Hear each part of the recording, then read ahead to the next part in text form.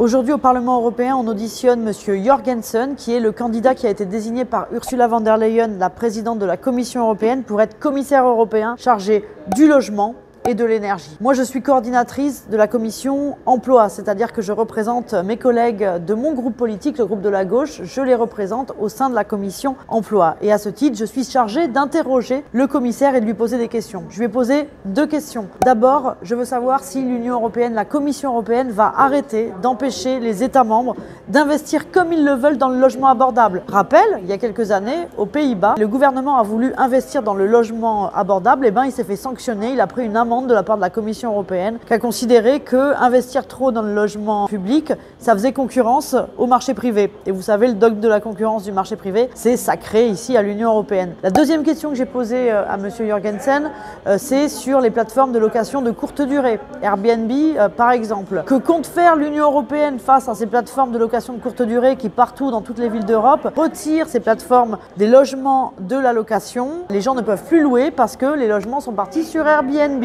Ça fait que les logements qui sont alloués, ils sont trop chers. Que compte faire l'Union européenne face à ces plateformes de courte durée? Et surtout, est-ce qu'ils s'engagent, oui ou non, à mettre en place une initiative législative?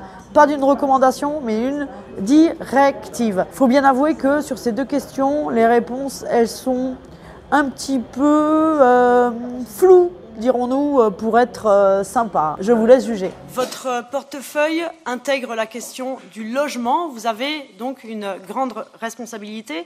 Vous l'avez dit, pour le Parlement européen, le logement est une priorité parce que l'accès à tous et toutes à un logement digne et abordable, c'est une condition pour réaliser les principes du socle européen des droits sociaux.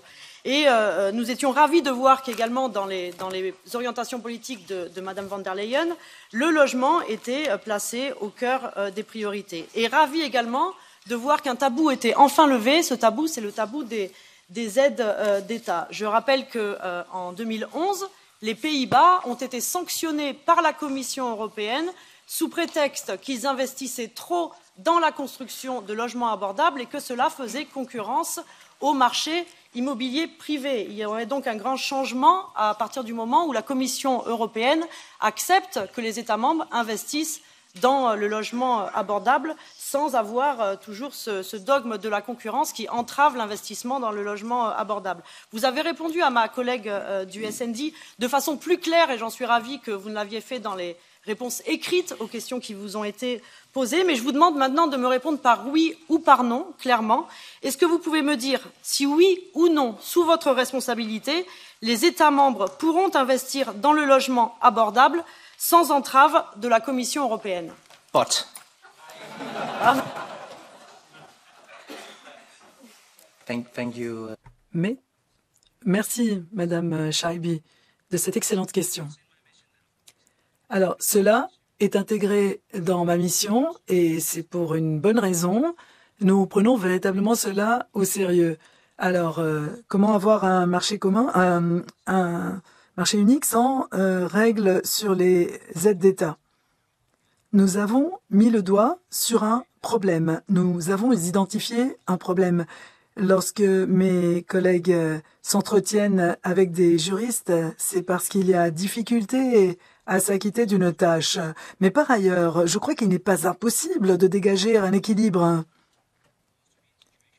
Car nous évoluons dans une situation dans le cadre de laquelle certains États veulent prendre des mesures qui ont les fonds afin que les plus vulnérables, que les citoyens les plus vulnérables puissent avoir un toit au-dessus de la tête et une bonne partie, un bon pan de la population malheureusement vit dans des logements qui ne sont pas salubres. Et la commissaire désignée Ribera s'intéressera à ces questions. Permettez-moi d'aborder rapidement une question qui vous tient à cœur, me semble-t-il, la pauvreté énergétique, précarité énergétique.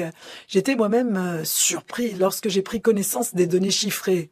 Nous en sommes à un stade où nous avons 10,6% de notre population qui n'ont pas été en mesure de chauffer leurs habitations, leurs logements l'hiver dernier. 47 millions de personnes avaient froid, avaient véritablement froid en hiver, l'hiver dernier. Dans l'Europe, qui est un pays riche, nous devons vraiment faire quelque chose à cela. Si vos services ont besoin d'un coup de main pour trouver une solution pour permettre les aides d'État dans le logement abordable, moi j'ai une suggestion, un exemple. Il suffirait, dans la définition du logement social, de changer le groupe sigle pour permettre un investissement dans le logement, pas uniquement pour les plus vulnérables, parce que la crise du logement touche davantage de parties de la population. Une deuxième question, dans ma question de relance, ça concerne les plateformes de location de courte durée type Airbnb, qui partout en Europe retirent des logements de la location de longue durée pour les mettre dans la location de courte durée. Ça réduit l'offre de logements, ça fait augmenter les prix des loyers. Nous avons eu un règlement sur les locations de courte durée. Là encore, dans votre lettre de mission de Madame la Présidente de la Commission européenne, Madame von der Leyen, elle vous demande de vous attaquer à ce problème-là. On vous a envoyé des questions écrites. Les réponses n'existent pas à cette question. Est-ce que vous vous engagez, question précise, je vous demande une réponse précise, est-ce que vous vous engagez à une solution législative face aux plateformes de location de courte durée, oui ou non, monsieur le commissaire désigné? I will definitely commit to us. Je vais certainement m'engager à faire davantage que ce que nous faisons à présent.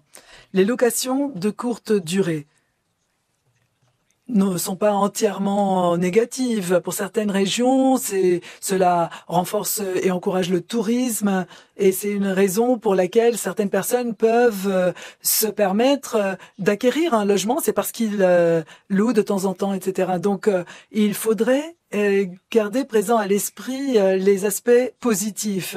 Mais par ailleurs, nous avons tous des exemples de villes où location de courte durée a abouti à une surpopulation de touristes.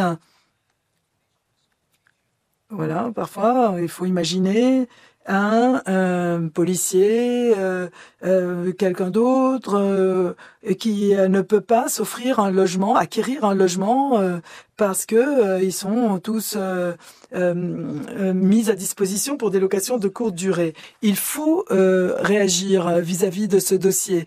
Des mesures ont été prises.